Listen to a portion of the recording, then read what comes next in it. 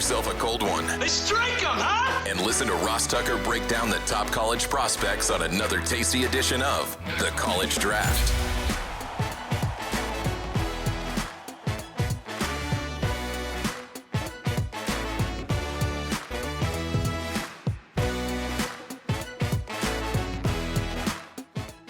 Yeah, it's Daddy Soda time here on the College Draft Podcast, presented, of course, as always, by DraftKings. And this is always one of my favorite episodes of the College Draft Podcast of the year because it's kind of our last time looking back on what happened this past season.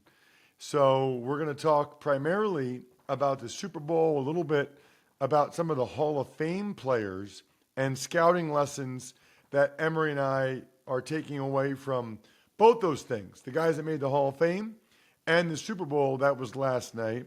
And we're also going to dive into some of the college coaching news that's out there, which is pretty interesting.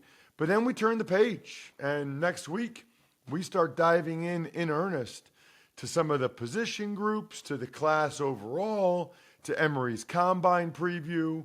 We'll go over every position leading up to the 2024 NFL Draft, which, as you know, will be here before you know it. The Emory I mentioned, most of you already know and love him at FBall Game Plan on Twitter, Football Game Plan on YouTube, and then, of course, most importantly, footballgameplan.com/2024 draft guide.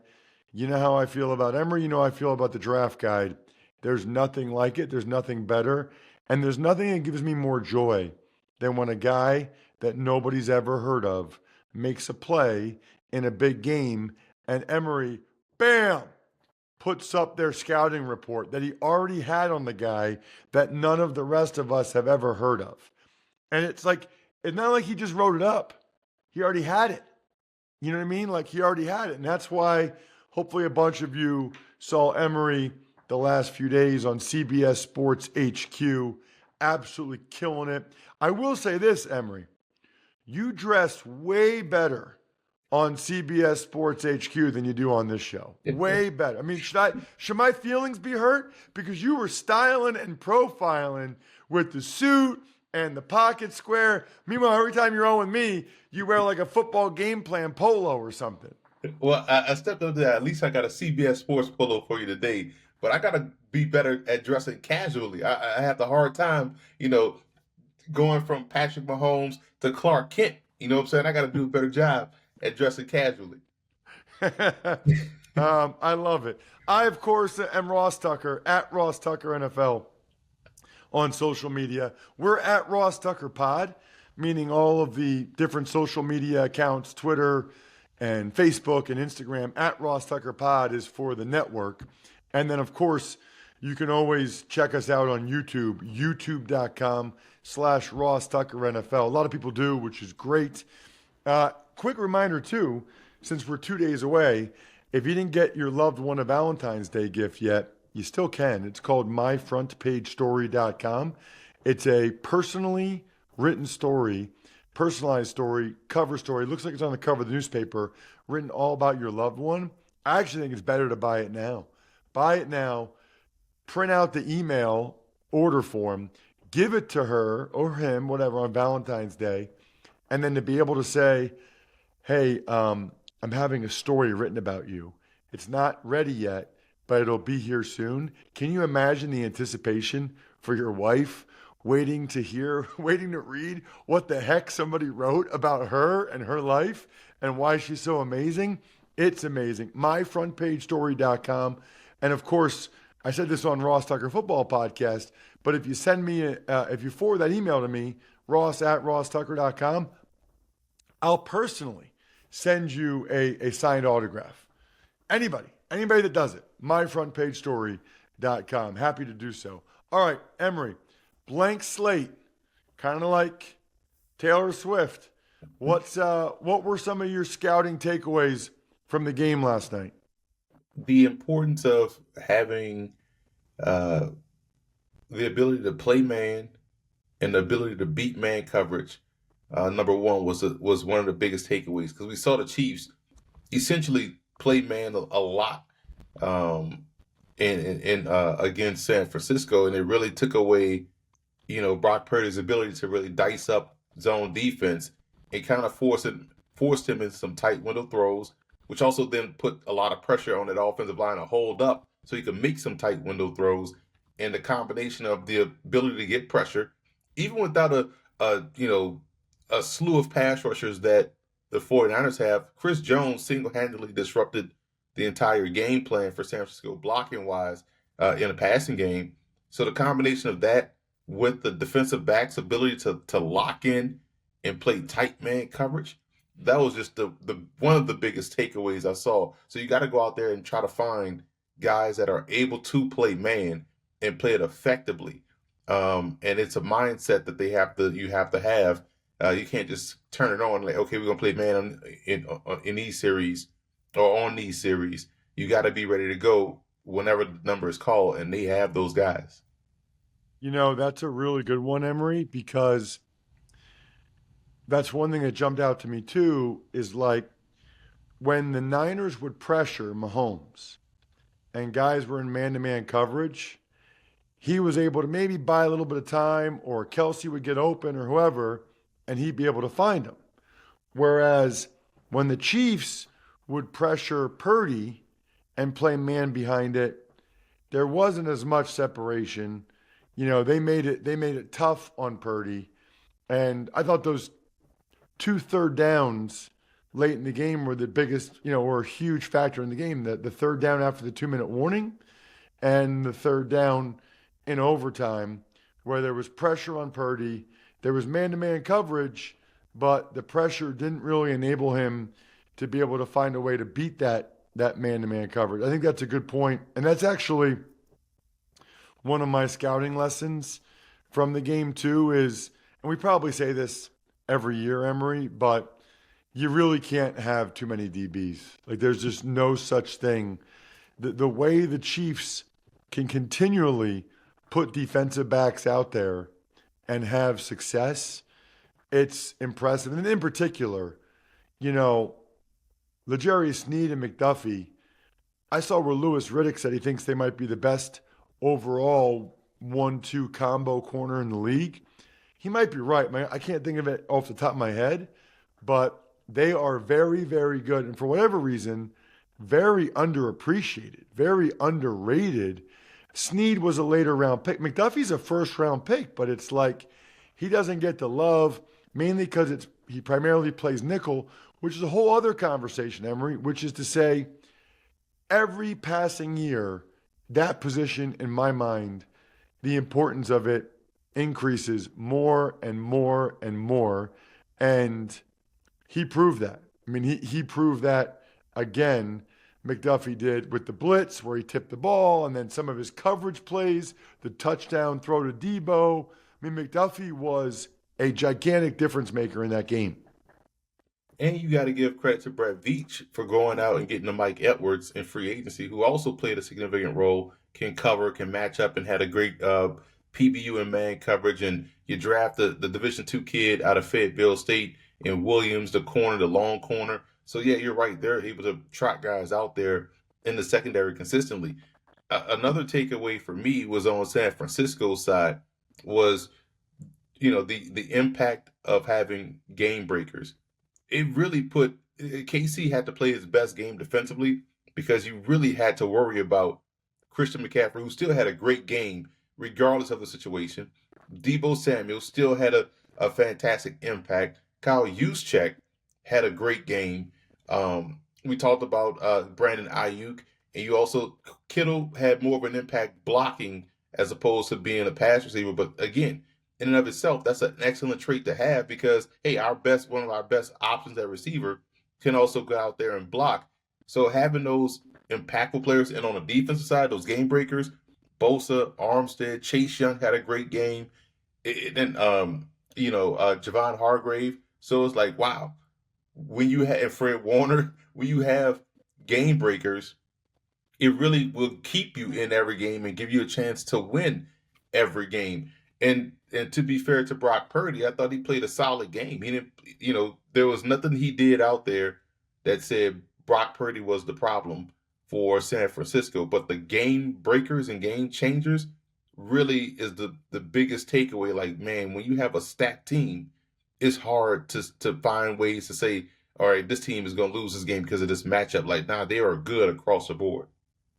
I agree. I thought, if you watched, I thought that it's kind of like DBs. You can never have too many D linemen.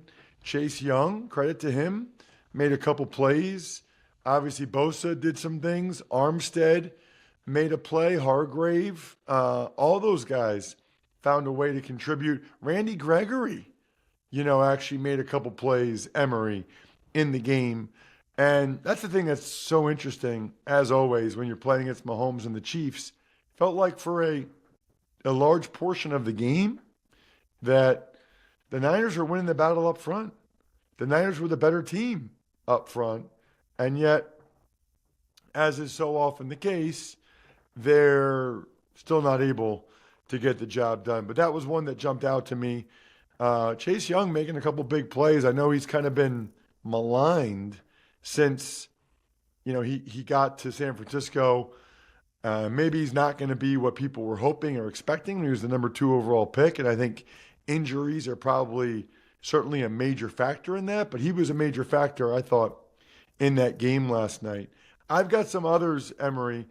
Before I find out any more that you have, I want to make sure you guys know about Factor. My wife is obsessed.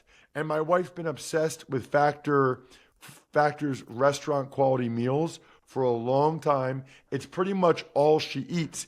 She's been eating them before they reached out to me. When they reached out to me, I was so excited. I'm like, you don't understand. This is like all my wife eats. It's amazing. Over 35 different options a week to choose from, including keto, calorie smart, vegan and veggie, and more. 55 nutritious packed add-ons. Here's the key, right? 2-minute meals. It's a well-balanced meal already ready for you just to heat up and eat it wherever you are. You don't have time to make stuff and all of that stuff. It's flexible for your schedule. You can get as much or as little as you need by choosing between 6 to 18 meals per week. Head to factormeals.com/draft50 and use code DRAFT50 to get 50% off. That's code DRAFT50 at factormeals.com/draft50 to get 50% off. And that is awesome because my wife buys them all the time. I will gladly take the 50% off. Thank you. Draft50 at factormeals.com/draft50. Any other thoughts, Emory? Any other takeaways for you before I get into some of mine? No, that was the biggest takeaway. Obviously, special teams played a huge role. So that to me, investing in your special teams and having confidence in your special teams, coverage units, return units, kicking units, is huge. It's an important part of the game. It's very much a big reason why KC was able to win. It's a great point. And I said this on the Ross Tucker Football Podcast this morning, Emory. To me, I felt like Ray McLeod basically made 3 mistakes on one play. I mean, number one, in my mind, there's no reason why he shouldn't have been able to catch that ball in the air. Mm-hmm. And maybe he didn't catch it in the air because one of his guys was in the way, but then it's his job to get up there and say, Peter, or poison, and get that guy out of the way. Push that guy out of the way if you have to. You can't let the ball hit your buddy. He can't see it. He's blocking. You need to be that vocal or that demonstrative, or just go catch the ball. Right. And then the ball goes off his foot, Emory, and Ray McLeod tries to scoop it. You got to just fall on the ball. It's unbelievable. Fall on the ball. You're not going anywhere if you scoop it up anyway. Situational awareness, man. And you see it a lot of times. People just, black out in tight situations where you have to have the amount of control and calm. And you see it every game across all sports where palms get sweaty, all kind of people tighten up, coaching decisions tighten up and get precarious, like all because people just can't really lock in and cool down and maintain a level head in tight situational moments in the game. The other thing is, you know, running backs, fullbacks, tight ends, they matter. I mean, like, you can't tell me. I was sitting watching the game with Tiki Barber, and he's a huge McCaffrey fan. He thinks McCaffrey's as good as any athlete that's ever played the position, just with his contact balance and body control, and his ability to do things as a route runner. And then Pacheco, like, these are two higher level running backs. You know, like, there's a drop off. Now, I like Elijah Mitchell, and Edwards-Helaire does some things, but there's a drop off when they don't have their best guy in there. Juszczyk again made several plays in the game that were really helpful. And then tight ends. We know about Kelsey, but how about, and this is everywhere, I think, in the sport, Emory, but how about when Kittle was out for a few plays? And remember, Ross Dwelly is on IR. So it was Charlie Werner, and I don't even know who number 9 is, the rookie tight end for the Niners out there. And then he's the one that ended up getting the holding penalty when they were down near the goal line late in overtime. Kittle was out. I think it's Mills, number 9, Mills, Niners. Was that his name? I got to look this guy up. Because it was him that ended up being a major factor on that last drive. They wanted to go 2 tight ends. They wanted to run the ball down the Chiefs' throat, but they had to do it without Kittle. So they essentially had their 3rd and 4th tight ends out there, which depth matters, and it was a blatant hold by the 4th tight end, the rookie, on Drew Tranquil. Which It was Braden Willis. Braden Willis, yeah. What, do you know anything about him, Emory? Oklahoma. I probably could pull something up, but yeah, he was a rookie out of Oklahoma. Yeah, I know very, very little about him. 7th round pick, 6'3", 240. Doesn't exactly sound like a blocking tight end there with that height and weight. So that one jumped out to me. And then how about linebacker depth, Emory? You know, Greenlaw goes out of the game, and those guys that came in for the Niners struggled. Like Oren Burks and that other guy, they did not play very well. And by the way, kudos to the Chiefs who realized, okay, Greenlaw's out. Let's get even more linebackers on the field. Let's go to 12 and 13 personnel. So the Niners have to have 2 and 3 tight ends out there. 2 and 3 linebackers out there to match with us. And then we're getting guys out there playing that aren't used to it, like Oren Burks and Demetrius Flanagan Foles. That I thought was a big factor too, Emory. Yeah, big time factor. And again, for teams that invest heavily in linebacker play, Chiefs in San Francisco, they have some great ones. When you don't have the depth, man, talk about how the run game started to pop for them when Greenlaw was out, and how things started to be a lot easier for Patrick Mahomes than it was in the first half when Greenlaw was out. So it's mind blowing how that weird injury, freak occurrence, changed the dynamics of the game defensively for San Francisco. Whether you're hosting game day or movie night, DiGiorno knows that planning a watch party on a budget isn't easy. You need the perfect setting, the perfect squad, and the perfect eats. Luckily, you're a game time mastermind. And you know that grabbing DiGiorno Classic Crust Pizza can bring home a dub because it's packed with half a pound of cheese, sauce, and other toppings and comes at an incredible price. Make the game-winning call and grab a DiGiorno Classic Crust Pizza from the grocery store today. It's not delivery, it's DiGiorno. Need something to wash it down with, of course. Take things to the next level. Drink some Labatt Blue Lights with your friends and live life to the power of we. Always enjoy responsibly. Beer, Labatt USA, Buffalo, New York. Emory, any scouting takeaways from the Hall of Fame class that was revealed? Dwight Freeney, Devin Hester, Andre Johnson, Patrick Willis, and Julius Peppers were the modern era candidates, and then Randy Gradishar and Steve McMichael.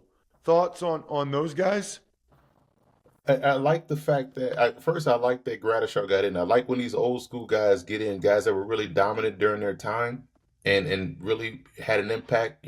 Steve McMichael as well. But Devin Hester was a big one for me because the impact he has had on special teams is insane, and he should be able to. And it's weird that it has to go this way, but he should open a door for Billy White Shoes Johnson, who's not in, who should be in. Brian Mitchell, who's one of the greatest returners of all time, is not in, should be in. Desmond Howard, tremendous impact as a special teamer in the league. You also look at currently Cordero Patterson, like Steve Tasker, as a special teams on in terms of coverage. Like these are the guys. Michael Bates. We have Now Michael you're bringing up Slater. some names. Eric Metcalf. Eric Metcalf. Like, come on, man. Like, these guys make impactful plays on that position, within the realm of the third aspect of a game, special teams. So I love that he got in. That should open the door for everyone else, in my opinion. So one that jumps out to me, I guess, would be Freeney. And I know he was a first round pick, I think, but there were still people, Emory, that were skeptical of him because of his size, because of his height, especially. And man, he was awesome. He was an awesome player. And I'm glad he got in. And I think that's one takeaway for me. I feel like height is really overrated for defensive linemen. I understand why you want length, but for guys like Freeney and James Harrison, there's an advantage to being like 6 foot, 6'1". These tall offensive tackles, you're so low and you're able to get under their hands.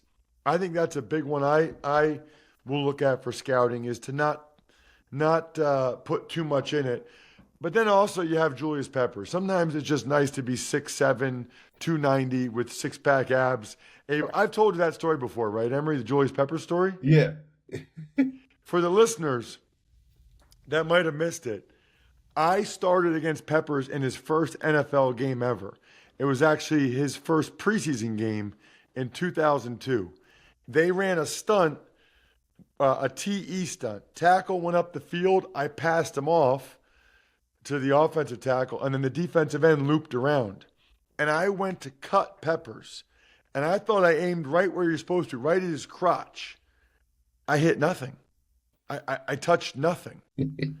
And I didn't know what happened until I looked at the video the next day.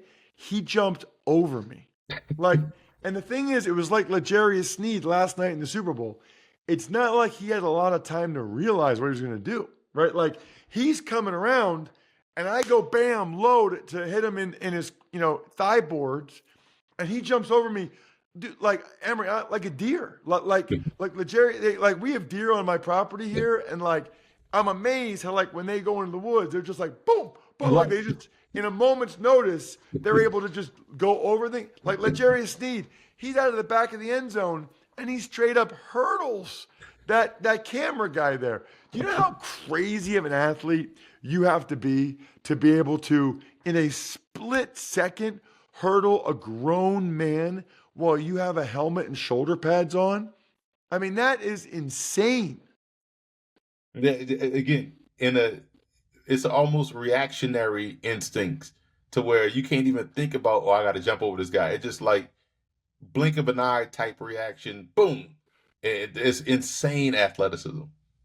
Absolutely ridiculous. Patrick Willis, Andre Johnson, I don't know if there's a scouting lesson there. We mentioned Hester, we mentioned Freeney.